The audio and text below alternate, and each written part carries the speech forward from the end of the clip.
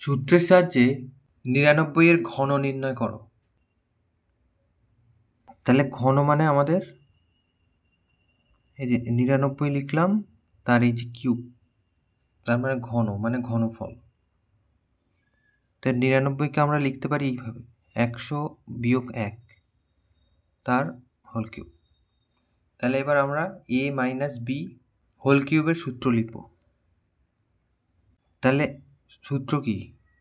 এই যে a cube minus 3a square B, এখানে a মানে ১০০ আর b মানে ১, plus 3a B square minus B cube.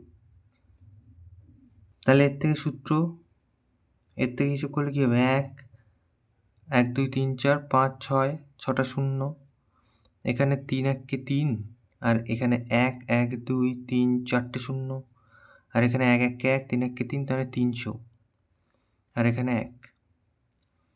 তাহলে এই যে আবার লিখি এটা ১ ২ ৩ ৪ ৫ ৬, এখান থেকে ৩ ১ ২ ৩ ৪, এখান থেকে প্লাস ৩০০, এখান থেকে মাইনাস ১। তাহলে আমরা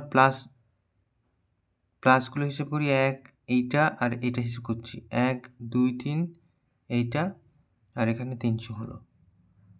আর মাইনাসটা হিসেব করি, মাইনাস ৩ ০ ০ ০ ১, এই দুটো যোগ হলো, এই দুটো যোগ হলো, আর এই দুটো যোগ হলো, মাইনাসগুলো যোগ হলো, প্লাসগুলো যোগ হলো। এবার বিয়োগ করতে হবে।